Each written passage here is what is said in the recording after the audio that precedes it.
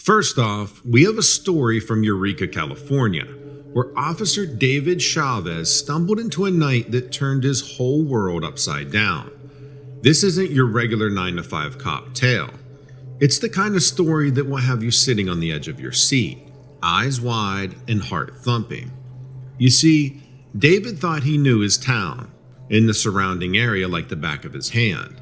But out there in the heart of the forest, he found something so horrifying that it nearly ended his career. It's a story that will never have you wanting to take a walk in the woods again. So there I was, David Chavez, a badge in Eureka, California, just finishing up an all-nighter. The town was generally quiet, the kind of place where you knew who was getting a haircut without even asking. But that night, the scanner was alive with a strange call. Screams had been heard from a cabin out in the woods. Now, Eureka's woods are thick enough to lose daylight in, so a scream would have to claw its way through quite a few trees to reach a neighbor's ear. This all sounded very suspicious, and I still had an hour or so left, so off I went to investigate. It was the kind of route where the GPS just gives up on you. The trees were so close together it was like driving through a tunnel of bark and shadows. And as you get further into the forest, the road shrinks, and the trees start to close in, until it felt like I was pushing my squad car through molasses with how slow I was going. The deeper I went, the more the world outside just fell away, leaving nothing but the sound of the engine and the sound of the tires. And here the air grew colder, and for a moment, I thought I saw shapes moving just beyond the reach of the headlights. As I pulled up to the cabin, that sense of isolation was complete. It was like stepping back in time, where the only things that seem to exist are the earth under your feet and the sky overhead.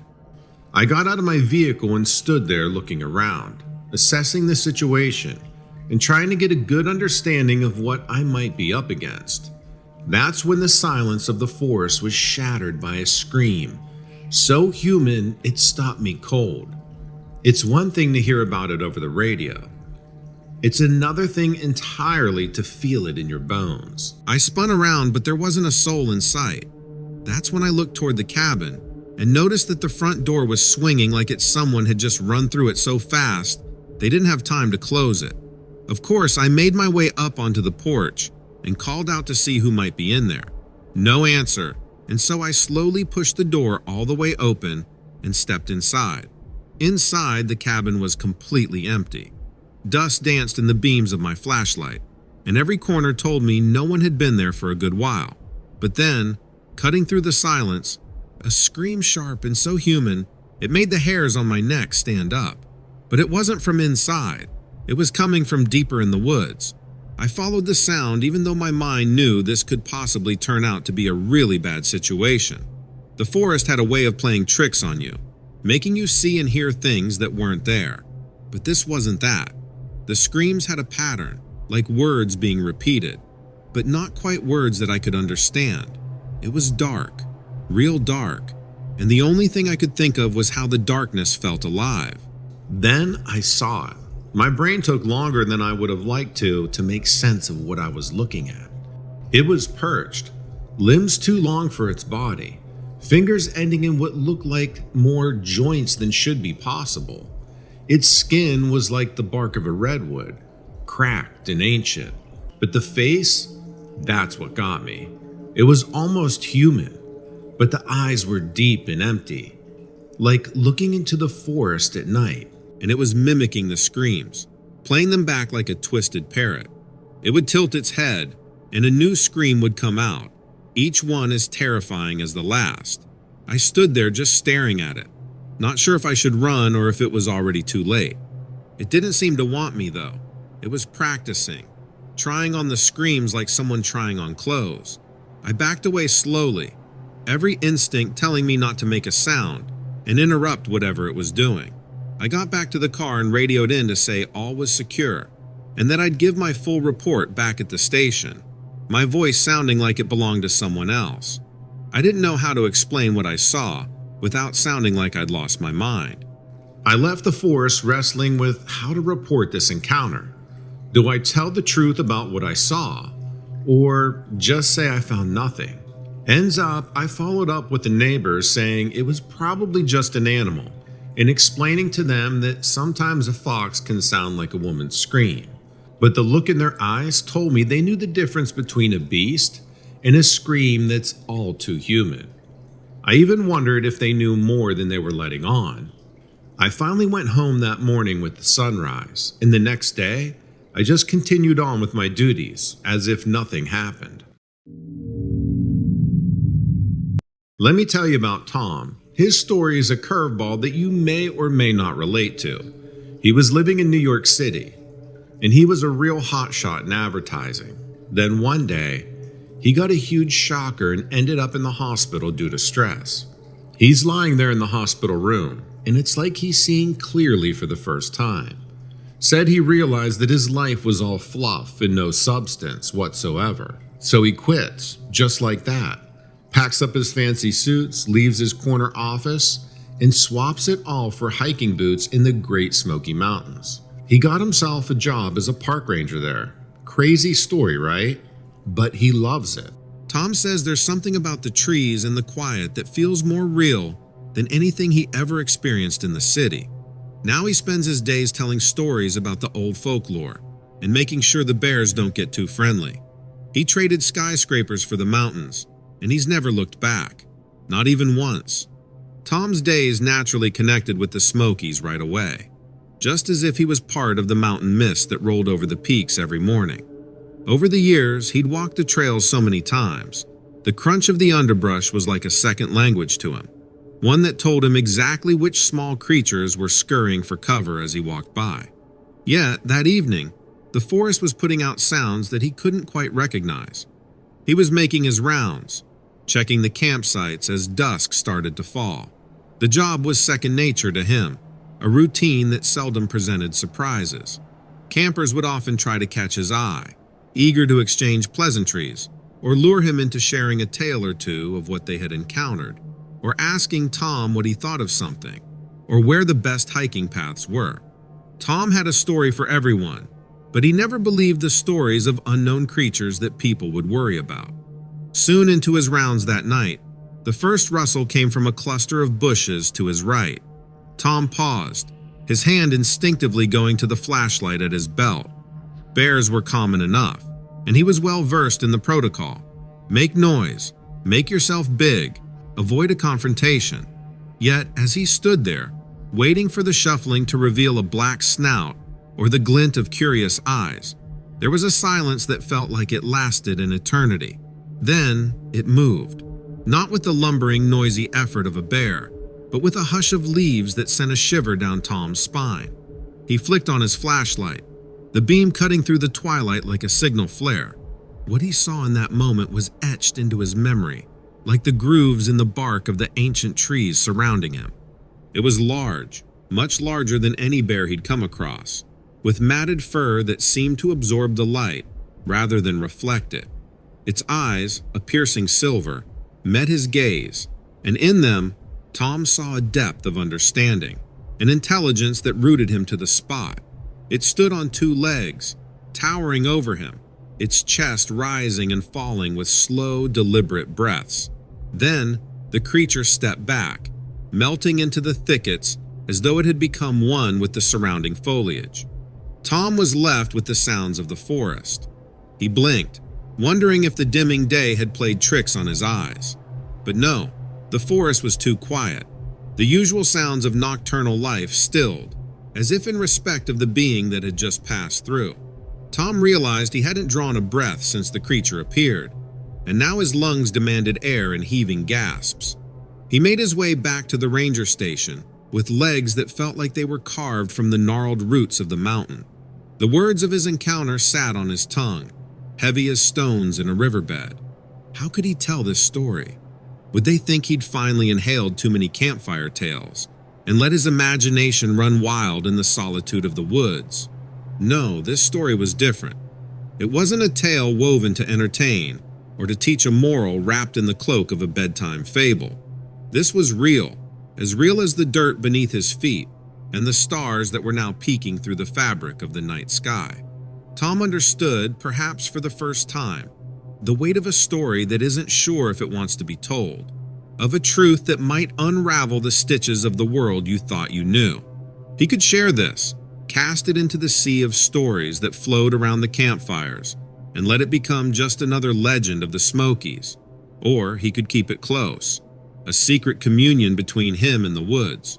Either way, Tom knew the forest had changed for him. He had become a part of its lore, a living chapter in the ongoing tale that the Smokies would whisper to those who walked its paths, searching for mysteries in the embrace of the ancient hills.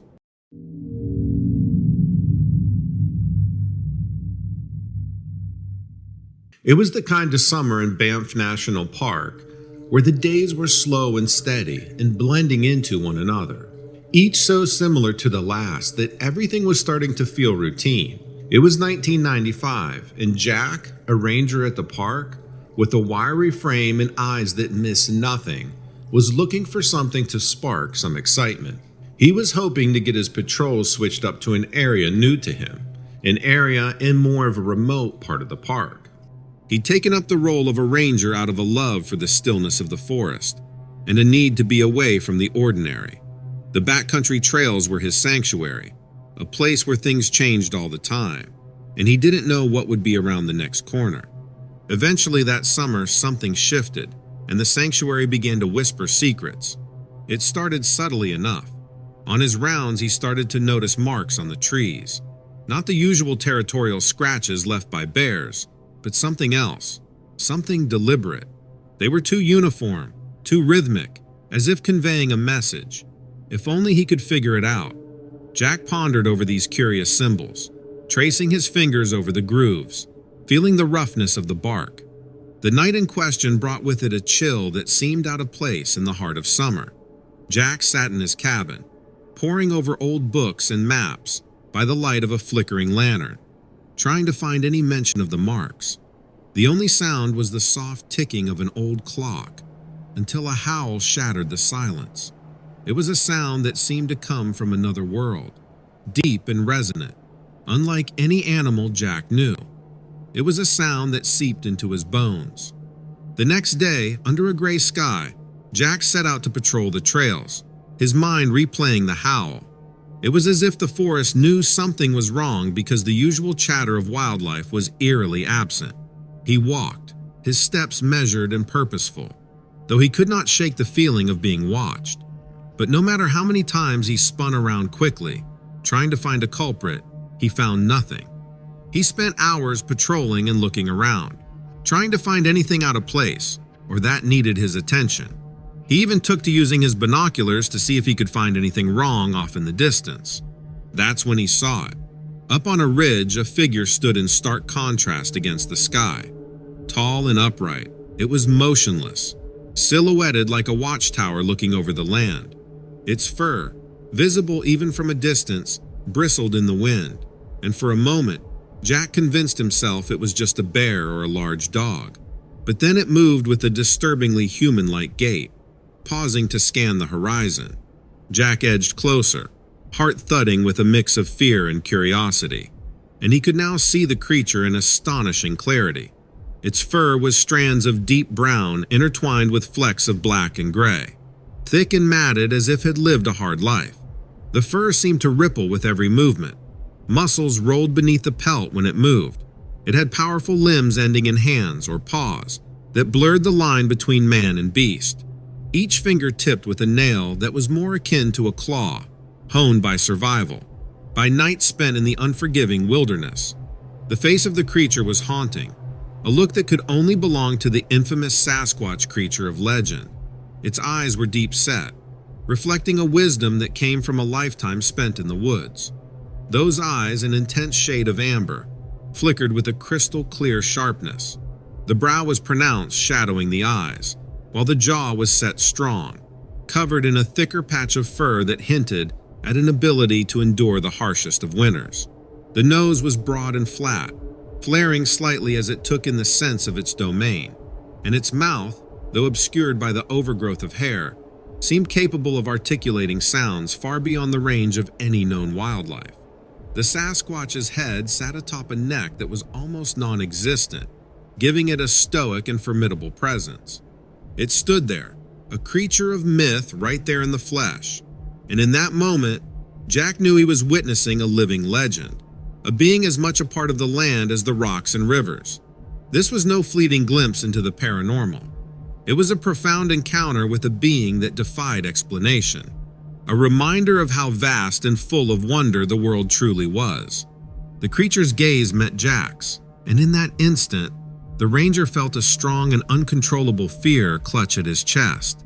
It was the kind of fear when you realize that man is not the apex predator. They stood there, man and beast, the air between them charged with an electric current.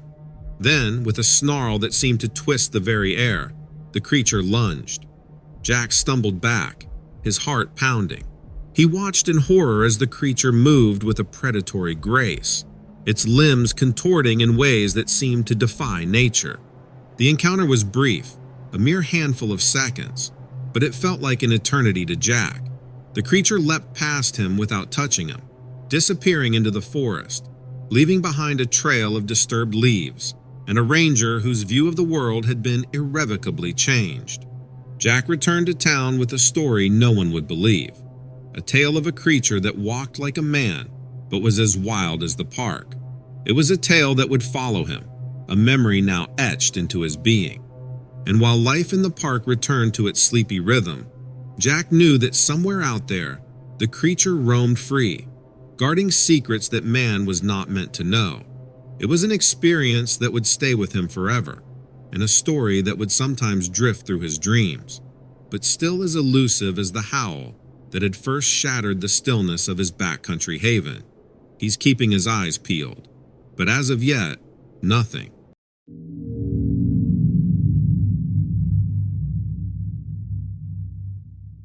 Ask anyone who walked in the neighborhood back in the day.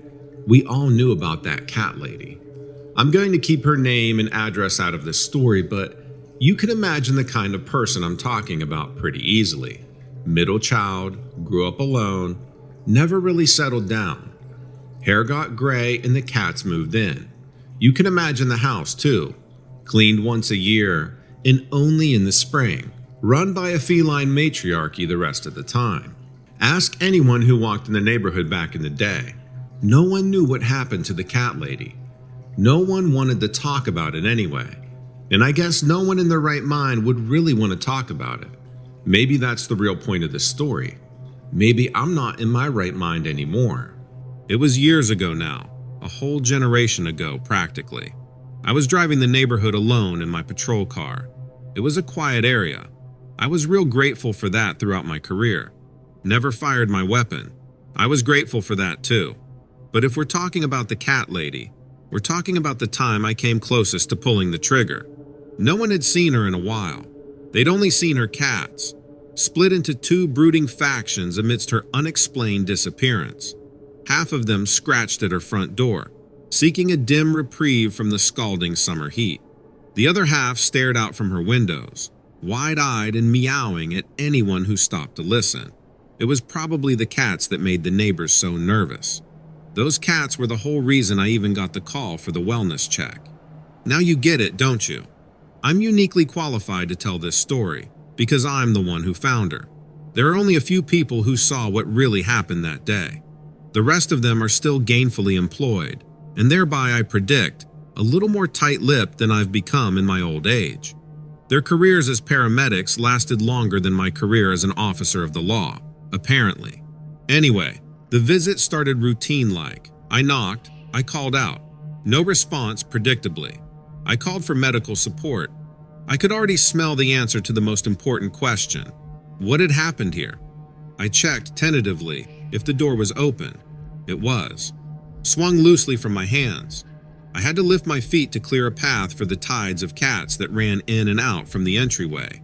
The factions were swapping sides, I guess.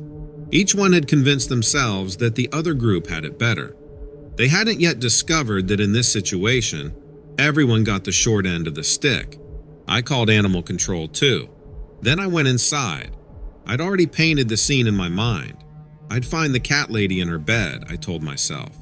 There'd be a few days' worth of decomposition, but she'd still be recognizable for what she had been. I held my breath and tried not to choke on the acidic sting that hammered its way into my nostrils. My eyes were watering.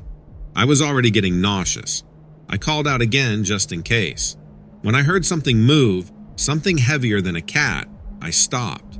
"Hello?" I announced myself yet again. Another shift of weight came from somewhere in the belly of the house. I heard something thud against the wall. I moved quicker, suddenly aware that I might have misread the situation entirely. I was in such a hurry that I forgot to call for more backup. Whatever it was, danger was the furthest thing from my mind. I pushed my way into the house, nudged a few of the frantic cats aside, and finally arrived at what I expected was the bedroom door. The shuffling sound was coming from the other side. I could hear someone groaning. Yet again, the handle was unlocked. This time, as I twisted it, I held the door firmly shut. If it was the cat lady on the other side, couldn't she have let herself out? If it wasn't the cat lady at all, what was I prepared to do? Could it have been an intruder? I unlatched the safety strap from my gun's holster, but didn't draw the weapon. I slowly slid the door open and let it reveal the mystery inside. A few days of decomposition had been generous. It looked like the cat lady had been in there for a week or more. I'll save the details for another time. You don't have the stomach for what I saw, trust me. I didn't either. My lunch hit the floor. The cats scurried to investigate. I didn't have time to shoo them away, not in that moment. I still had to figure out why and how the cat lady was on her feet. She shifted and shambled, turning around in an odd jerky motion until finally we were facing each other. I heard the paramedics at the front door. They were stepping through the threshold, hurrying my way. I don't remember pulling my firearm from its holster, but suddenly it was there in my hands. I was pointing it at her, the shambling human-like shape that wanted to step toward me. It lifted its leg in vain. It stumbled, nearly fell. As the visage of the woman adjusted its weight, the paramedics arrived at my side. I know they were opening their mouths to begin the routine rounds of questions and commands. They were expecting to take control of the scene. They weren't expecting whatever she was. Then she fell. Just like that, one of her knees gave out and she fell face first onto the hardwood floor. It sounded like a bag of tomatoes had been dropped on the pavement. Ruptured, exploded. I backpedaled out of the house as the paramedics continued onward. They were stronger than me. Maybe that's the reason they're not the ones telling this story. Maybe they found their own ways to explain it. But I haven't. Not yet. I stood on that porch, staring at the gun in my trembling hands. I don't know what she had become or even how it had happened. I only knew that I'd come close to making a mistake, and I carried that. Ask anyone, I was good at my job. I was, but it all fell apart after her.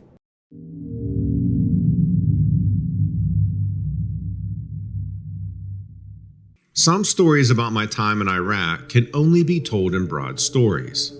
I can't get too specific. I can't give too many details. If it was only my rear end that was on the line, maybe it would be different. But there are people from that time of my life that don't deserve the trouble that transparency would bring to them. So for now, broad stories will have to do. It was 2004. It was the middle of November, but the temperature's still in the 80s. It took me a while to get used to that, trust me. Growing up in the heartland gives you certain expectations for the seasons. Where I was stationed, the seasons didn't make much sense to me. Nothing did in that desert. I guess that's what made this story possible in the first place. Life was already unbelievable. So, is what I'm about to tell you really that weird? I was left alone at our base. That didn't happen often, like ever. But we were called away en masse to support a nearby transport that had encountered an IED. My group happened to be the closest capable fighters, and so we were the ones asked to secure a perimeter around the convoy, to escort them to whatever oasis they were looking for. I, however, had just broken my hand the night before. It didn't seem major, and I wasn't looking for an excuse to go home, but that didn't stop the grunt of disapproval or the order for me to stay behind and hold our location. So I did. I spent most of the day trying to ignore my injuries. I knew medical was going to assess the wound when my group returned from their mission, and I didn't want to get kicked out of the desert like some broken toy. I could still fight. I just couldn't let them know how badly my hand was hurting. Eventually, night came and the moon followed. Our base was erected in these bombed-out ruins. In a firefight, the remains would have given us a decent amount of cover. Not that a firefight was coming, of course. The conflict had moved on long before we settled in. We were only still in the area to ensure a third party didn't reclaim it and open up one of our flanks. Anyway, I was back holding the location and combing through the terrain like a hog hunting for truffles. Out of nowhere, I catch this low growl. In hindsight, it was straight out of a B-movie. Weird and unlike anything I'd ever heard, almost comically timed. In the moment, however, it was terrifying. I hug what's left of a wall, gripping my rifle like it's my ticket back home. Sand crunches under unseen footsteps, and I'm thinking, this can't be real. Then, boom, this creature appears. Half man, half wolf, like someone played Dr. Frankenstein in the desert. Fur blended with the darkness, eyes locked on me. It's a standoff.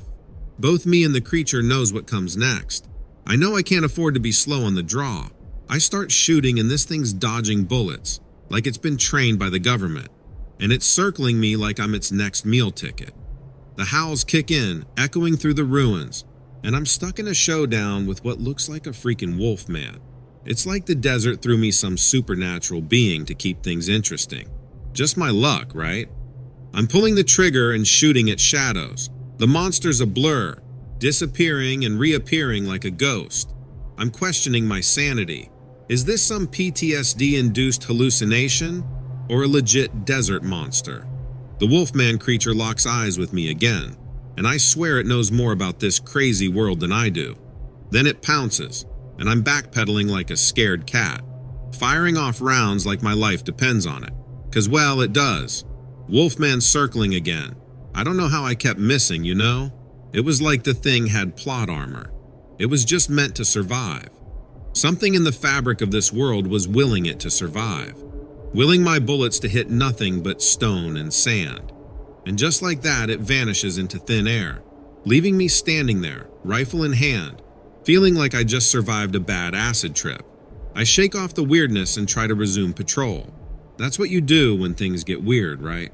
You sink back into routines, habit. I tried to, but couldn't. The nearby sounds of gunfire pulled me back into reality. Maybe the wolfman was just a mirage, a side effect of sleep deprivation and too many MREs. But deep down, I can't shake the feeling that I stumbled onto something bigger, like the desert's got more secrets than a politician's closet. And either way, that gunfire's real. I'm navigating this war-torn maze, and the wind carries the stench of the burnt-out building.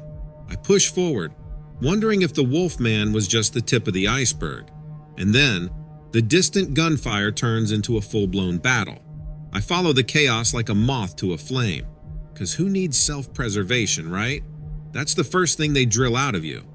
I hit a clearing, and there they are. The wolfman and some soldier, going at it like it's a wrestling match in the desert. I pause for a sec, taking in the surreal scene. The soldier's scrapping like he's in a back alley brawl. And I figure, why not? He's one of our own. Can't leave him to his own devices. We start unloading on the wolfman together, bullets flying like it owes us money. The soldier catches my eye, and in that split second, we share this unspoken bond.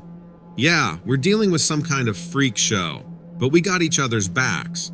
It's crazy how quickly you're willing to lay down your life for somebody wearing the same uniform as you. The moon's hanging low, casting long shadows, and we're going at it. Shots ringing out. The aroma of gunpowder and fur fills my lungs. I can taste blood in my mouth from clenching my teeth so hard. Somehow, we land a hit. The thing yelps like a dog. I don't know what I was expecting, but it wasn't a cry of pain. I was expecting a second half to the boss fight, you know? But we hit it and it runs. It disappears, is more like it. Fades into the same shadows we were filling with bullets. The soldier nods. Guess they were sent back my way from the site of the convoy. Moving ahead of the rest of the group, supposed to tell me to pack up and get ready to join the others. Didn't make much sense, I know. But after the encounter, I wasn't about to ask any questions. We packed up, joined the convoy, and followed them across the desert. The guy I met, the one who helped me fight the creature, warned me not to tell the others, told me that they wouldn't believe us. They'd send us home and commit us to a lifetime of visits to the VA. I kept quiet until the conflict ended. Now I look back and can't help but question the timing of it all.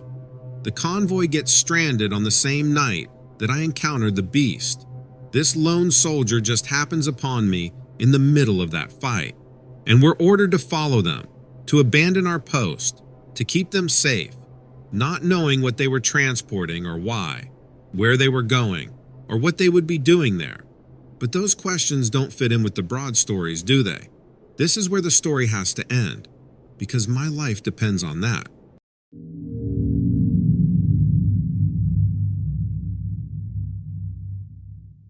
I've been a bank teller for most of my adult life. I had a stint in the fast food industry, but it didn't stick. This isn't to say that my current job isn't a glamorous one, though. Most days working at the bank is as routine as any other public-facing job. And notice I said most days. I don't want to talk about most days, though. I want to tell you about one day in specific, though. So here it goes. There's one day that has kind of followed me. Even after changing branches and moving to a new bank altogether, I can't quite wipe this particular day from my mind. Maybe I shouldn't be trying to. Maybe there was a point to it. But maybe not. It was a Thursday. I remember how badly we were all looking forward to the weekend. That's my favorite part of the job, I think. Our schedule doesn't change much. The same routine that sometimes gets boring also offers us the luxury of knowing exactly when we'll be off. Weekends, holidays. You get it, right? The lobby is pretty alive with our enthusiasm.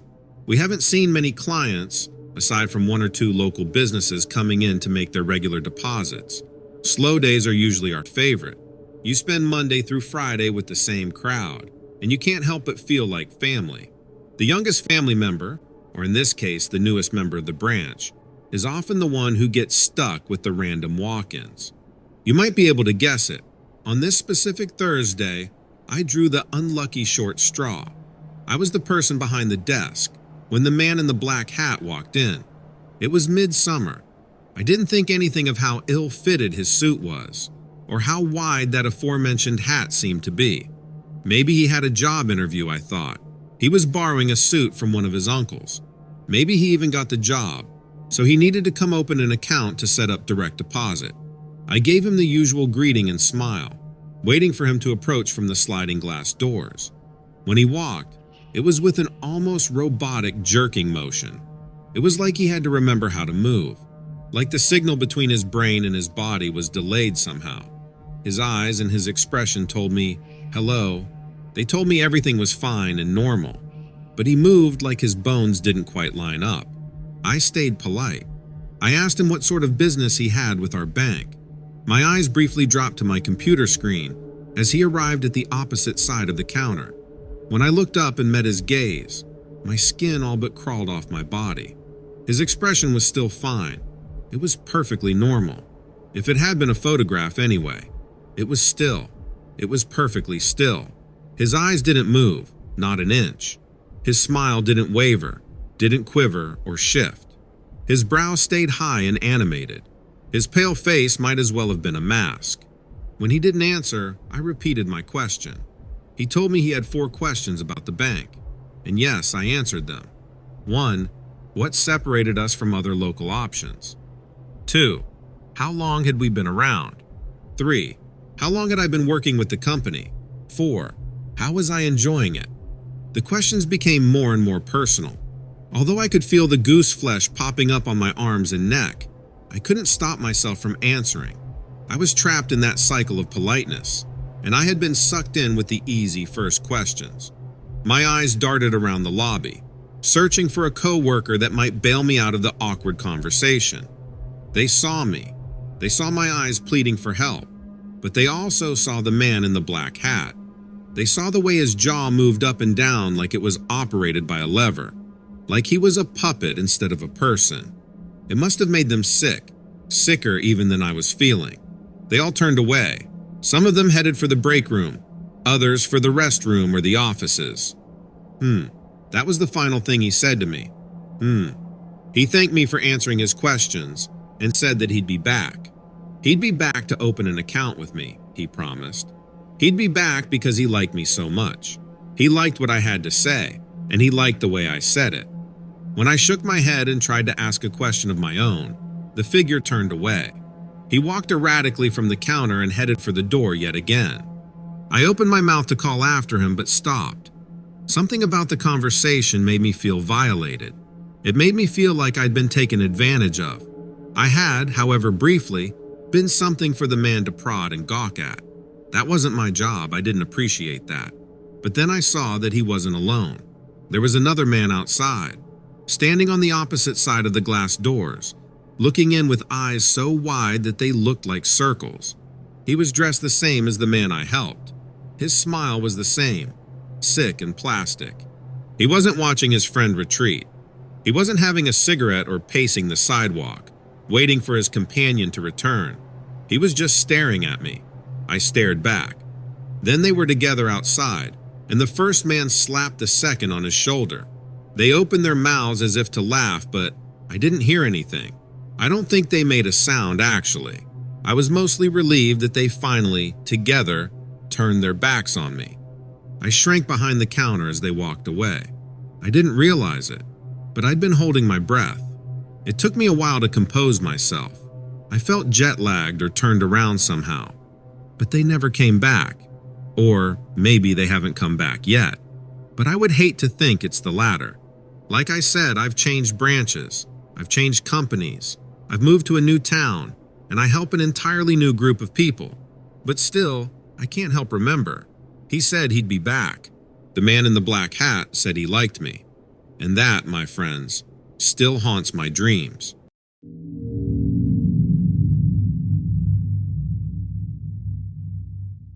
A lot of silly questions come up when I tell people I had a horse. I guess I don't look that type anymore. I know I'm about 30 years removed from any decent form of riding, so I guess I've earned all the skeptical looks and the eager questions trying to understand. Yes, the horse was mine. I had the papers to prove it then, and I have the memories to prove it now. He was a quarter horse, and he was really good in a jam. Took some urging on long rides, but so did I back then. I like being alone out in the desert, but it only takes a few days for the loneliness to creep in. Maybe cell towers have changed that now. His name was Shotgun. Called him that for the way he could break into a sprint, tear across the earth in any direction you could point him, get in the way of Shotgun and where he was going, and well, you might just get run down. This story isn't just about Shotgun, though. It's also about what I used to do for work. It's about me, I guess. It's about the thing my horse and I encountered out in New Mexico. I think it was 93, maybe 92. That part gets blurry, so you'll have to forgive me. I think Clinton was in office. Anyway, I worked the ranches out there. Miles and miles of untamed land, owned and maintained just for the health of the herds. Horses and sheep and cattle. There were a lot of different herds out there. The family I worked for at the time were into cattle. Dairy. Takes a lot of earth to provide for a cow. Takes even more earth to provide for the kind of cows it takes to make a decent living. They were carving one out though, so I was going to do it too. Shotgun and I were hired on to patrol the area, mend fences, scare away the occasional coyote, hunt down any strays that got separated from the pack. It was a pretty job. It was quiet. Most of the time it was uneventful. I got a lot of thinking done back then. Most of it from horseback and the rest of it with my back on the ground. I slept out there. Can you believe that? At least we did until Shotgun and I found that thing out in the desert. The family's cattle were turning up injured. They were disappearing from the herd more frequently than usual. And when they came back around, it was always with a strange wound on their necks. 3 points, like a triangle. Scabbed over with blood, always. The cows were anemic too. That's what it's called when you're low on blood, right? Whatever it's called, that's what they were. Sluggish and weak. Took a lot of work to get their strength back. Some never recovered to their former selves. Whatever was causing it, I got asked to hunt it down. That didn't seem so hard. Whether it was a bat of some kind, I'd heard that those vampire bats are a real thing, or whether it was a rival rancher trying to cause problems. Shotgun and I could fix it. We let a bull run off, then followed him instead of rounding him up. We used him as bait. Yep, we did. Kept his trail until the sun went down and he got tired. We watched him graze. We watched him drift asleep. I think Shotgun nodded off too, but he'd earned it after lugging me around all day. I kept watch. I got to see the thing approach. It was flitting among the rocks at first, trying to stay out of sight. It was circling the young cow. I thought at first it was scared. A fox maybe. Definitely not the culprit I was expecting. But then I got to thinking. Its movements were purposeful, and sure enough, it had circled the bull until it was approaching from downwind. Kept its scent out of the bull's nostrils. Smart fella. I had a rifle with me. I was a terrible shot, but I figured I'd need it to swing around. If I ran into any coyotes, I might need to deter one of them. If I ran into any people, well, there was a chance they'd need scared off too. I lined up the rifle and watched the creature advance from down the length of the barrel. Its arms were too long to be canine. They didn't bend the right way either. They looked, truthfully, like 4 human arms doing their best to mimic the movements of an animal. It turned my stomach just looking at it, watching its feet slap the earth like an open hand. Its body was canine though. That at least made sense. A ridge of fur ran down its spine while the rest of its skin was bare and blistered. I wished for a moment that the sun was still out.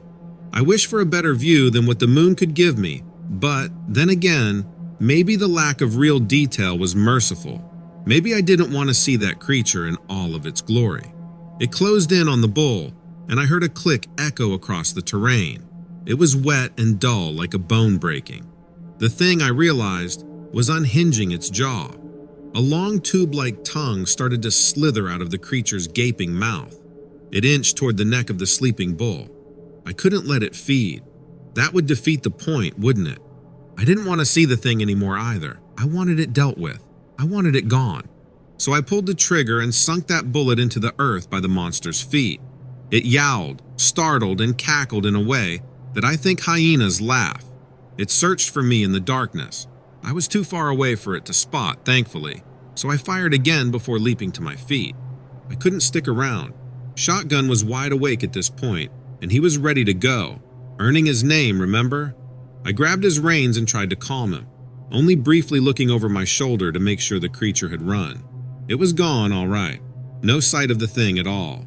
It was gone, and we were lucky, because it stayed gone too. Didn't see it for the rest of my time there. Didn't sleep outside anymore either. The encounter, for me, faded back into a memory. It became a little bit less important in the grand scheme of things. Life is full of so much weird, you know? It didn't fade for Shotgun, unfortunately. He stayed skittish after that. Didn't want anything to do with the desert or the ranch or even with me. I retired that old boy and let him live out his days somewhere pleasant. Somewhere I knew that thing wouldn't come for him. That's the story. Maybe it's silly in its own right, but I don't know. What do you think?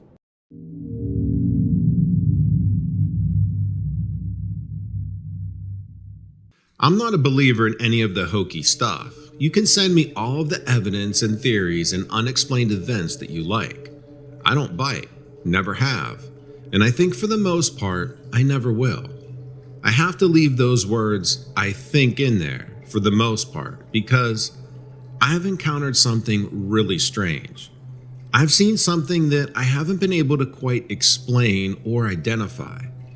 Maybe that makes me a hypocrite. Maybe that makes me a liar. All I can really do is tell you what happened and let you decide for yourself. I frequent Colorado pretty regularly. My family owns a condo out there. We vacation at the base of the mountain once a year or so. The rest of the year we rent it out.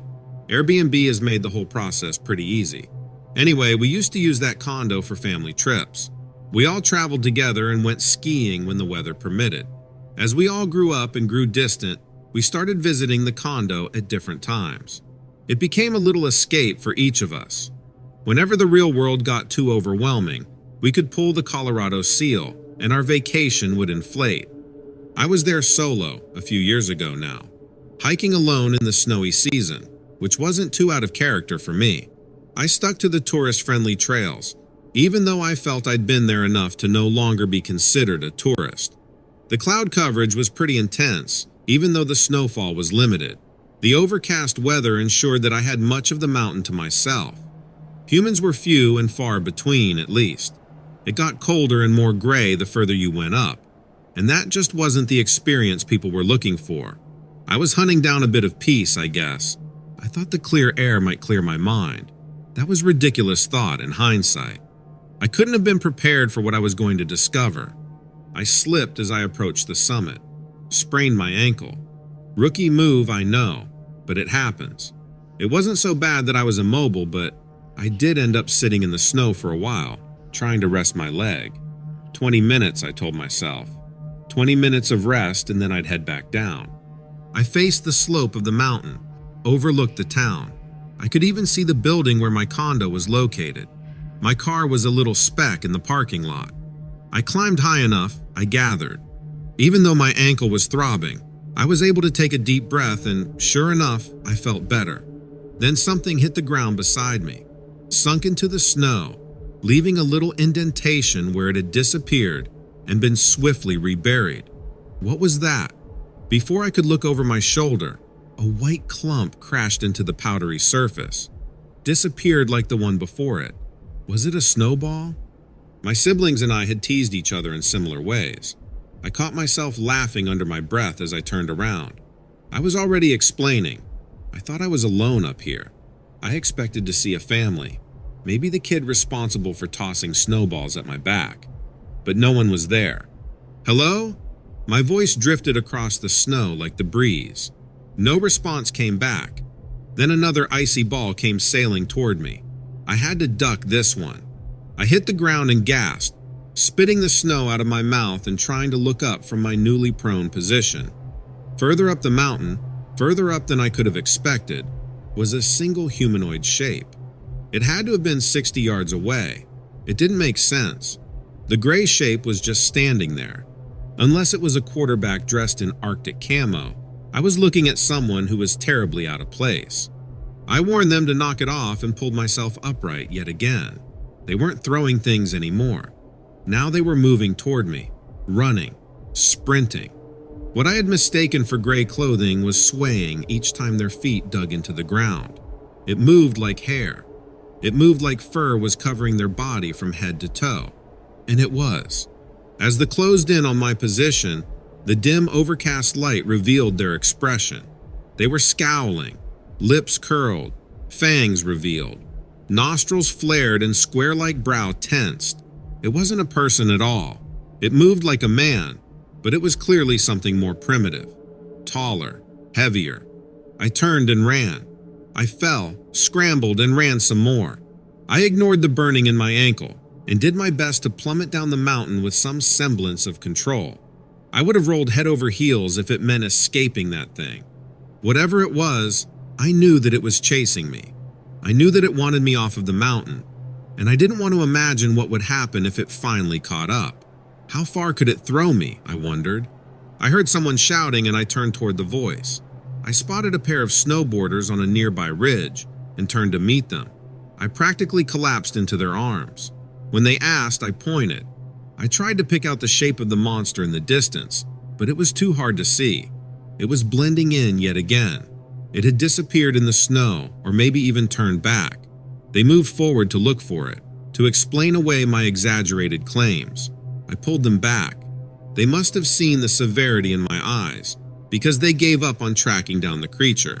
They helped me back to safety.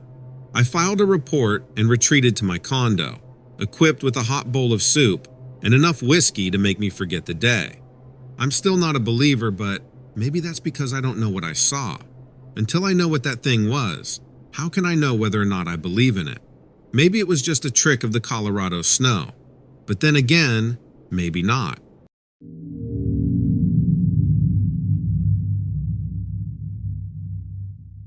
The autumn air bit into my skin as I trudged through the dense woods of the Pine Ridge National Park. I was never smart enough to dress for the weather, but that became the least of my worries very quickly. At the time, I was working as a travel writer, always on the lookout for the next thrilling place to write about. Little did I know that this journey would take me into the heart of darkness. I know that's a bit dramatic sounding, isn't it? I guess I was just scared out of my wits, but you can call it whatever you like. I had heard rumors about mysterious sightings in these woods, whispers of creatures lurking in the shadows, creatures that defied explanation. Intrigued, I decided to investigate, thinking it would make for a fascinating piece. Armed with my camera, notepad, and a healthy dose of skepticism, I set out. The trees stood tall, their skeletal branches clawing at the sky, casting eerie shadows on the forest floor. There I go again, huh? Being dramatic. I guess it's a habit of mine, considering my line of work. The pay was always better if my piece had a little flourish. I'll try to minimize it for the sake of legitimacy. But where was I thought. The silence around me was broken only by the crunch of leaves beneath my boots. As I pushed deeper, the air grew heavy with a stillness that had me looking over my shoulder, like when it's too quiet and you know something is wrong. I eventually stumbled upon a clearing, and my breath caught in my throat. Nestled among the ancient trees was a structure unlike anything I had ever seen, a makeshift nest, woven together with branches and leaves. My heart raced as I approached cautiously, my camera ready to capture the bizarre scene. It felt like I'd come across an episode of Survivor. Somebody was living out there clearly. My lens focused on the nest, and I marveled at the intricate craftsmanship. It was both primitive and sophisticated, a testament to the intelligence behind its creation. As I snapped photos, an unsettling feeling boiled in the pit of my stomach. This wasn't just a story about strange sightings. It was a descent into something totally unknown. The rustling of leaves behind me shattered the silence. I spun around, my eyes scanning the shadows. A guttural growl echoed through the trees, rooting me in place. My breath caught as I saw them, figures emerging from the darkness, towering and covered in fur. The legends were true. There was something weird out here after all, and it wasn't alone. A whole family of them, standing before me like ancient guardians of the forest. My mind went to druids and shamans, words that felt like fantasy to someone living in the modern day. What I was looking at, after all, wasn't entirely human. They were shaped like men, sure, but they were double the stature of anyone I'd seen, covered in fur instead of clothes, fur that probably kept them safe from the same air that had chilled me to my bone. It was easier to imagine them as something that had stepped from the pages of a book, inserting them into my reality, into the real world. It was impossible. Panic set in, but curiosity held its ground. I dared to take a step closer, my camera still hanging from my neck. They observed me with eyes that seemed to hold a strange intelligence, a wisdom beyond my understanding. My instincts screamed at me to retreat, to escape the clutches of the forest, but my journalist's curiosity pushed me forward. I edged closer to the nest, my eyes fixed on the creatures. They communicated in low, rumbling tones, a language I couldn't comprehend. When they all turned their eyes on me, gnashing their teeth and barking, I fled.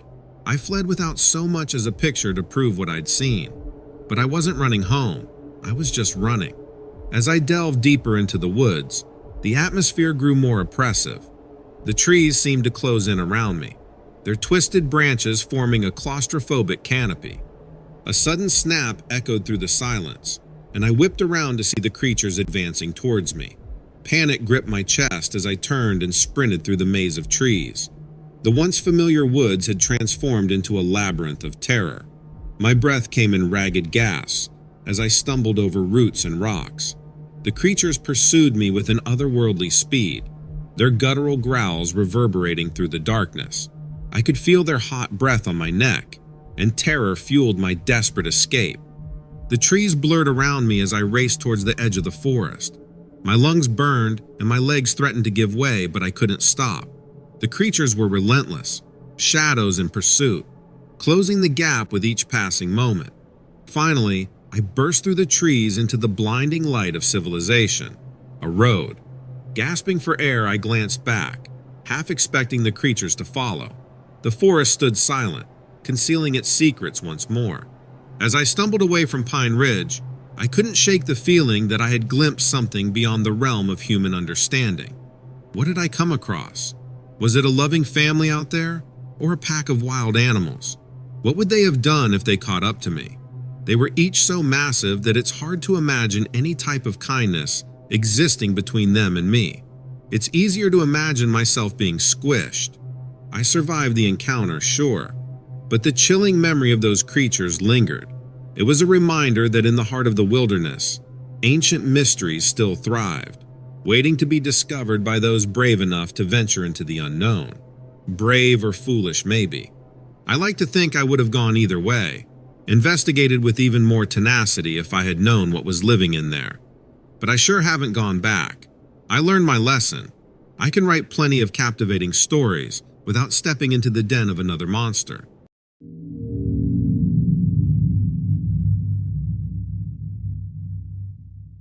I never liked driving in the rain. From the day I first started driving, it just put me on edge. I would be leaning forward in my seat, white-knuckling the steering wheel, and then, 10 years ago, something happened that made it worse. 10 years ago was the time that my son was born. In fact, we just celebrated his birthday last week. Of course, most people say that the day their child is born is pretty unforgettable. Well, mine was too. But I think I've got everyone else beat.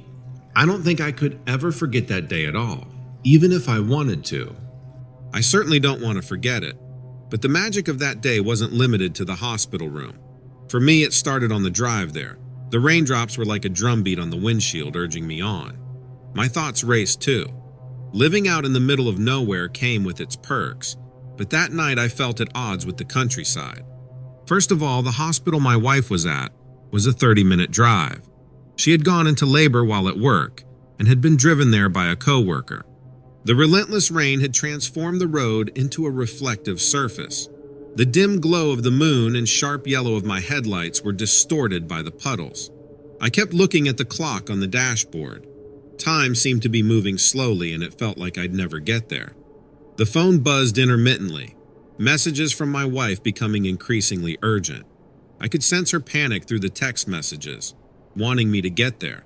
As I rounded a bend, the radio crackled with static, briefly interrupting the low hum of the tires on the pavement. I clenched my jaw and frustration bubbling within me. The last thing I needed was more obstacles on this harrowing journey. The static quickly subsided, replaced by the calm voice of the radio host narrating a mundane weather update. But then, just as quickly as the radio resumed, the night sky erupted in a blaze of blinding light. My eyes widened as I squinted through the rain-smeared windshield, desperately trying to make sense of the surreal lights in the sky. It lasted too long to be lightning, and they were the wrong color for fire. No, this was different. Hovering above the tree line, I then was able to make out a glowing, otherworldly object.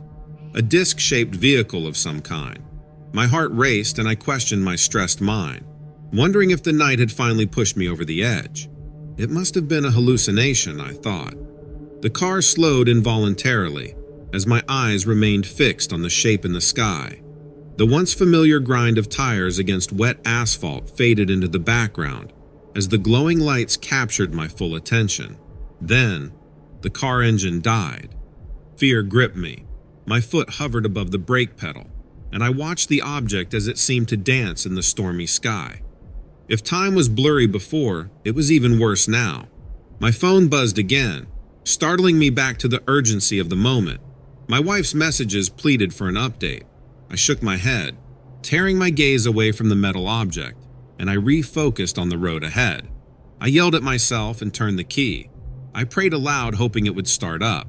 I pumped the gas pedal and punched the steering wheel, and just when I was about to give up, the car started again. As if the universe conspired against me, the rain intensified, reducing road ahead. The UFO's glow dimmed and eventually disappeared, but its presence lingered in my mind.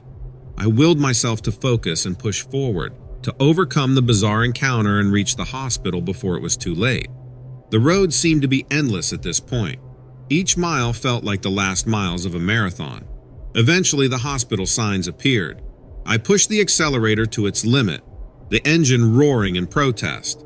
Finally, I skidded into the hospital parking lot, the tires leaving streaks of water in my wake. I practically leaped from the car, stumbling in my haste to reach the entrance. The automatic doors slid open, and the sterile scent of antiseptic rushed into my nose. A receptionist directed me to the maternity ward, and I sprinted down the corridor. As I approached the room, the loud squeaking of my sneakers was replaced by the echo of a baby's cries. Dread pooled in my stomach, and I hesitated outside the door. The nurse inside looked up, a mix of sympathy and understanding in her eyes. I had missed the birth. The moment was gone. A surge of emotions overwhelmed me. Guilt, regret, and anger. Had I really let some hallucination spoil this day for me? Had I really let myself be so transfixed? I entered the room where my wife lay cradling our newborn in their arms. Her eyes, tired but filled with joy, met mine. The baby, wrapped snugly in a blanket, was a tiny, precious miracle. I approached the bedside, my fingers gently brushing against the soft skin of our newborn. Tears welled up in my eyes. Tears of regret, but also tears of overwhelming love for the family that was just beginning. That's what it's all about, right? The things we can hold and touch and love. As we settled into the quiet moments of bonding, the memory of my strange sighting lingered in my mind. A strange mix of awe and frustration swirled within me. The sky had thrown me a supernatural detour. Did it know it was becoming part of such an important day? Was it a blessing of some kind, or an omen? I try not to think about the object itself anymore. I'm much more enamored by my family. I do, however, still think about the rain. And when it pours too hard, I try not to get behind the wheel, because that just doesn't seem to work out well for me.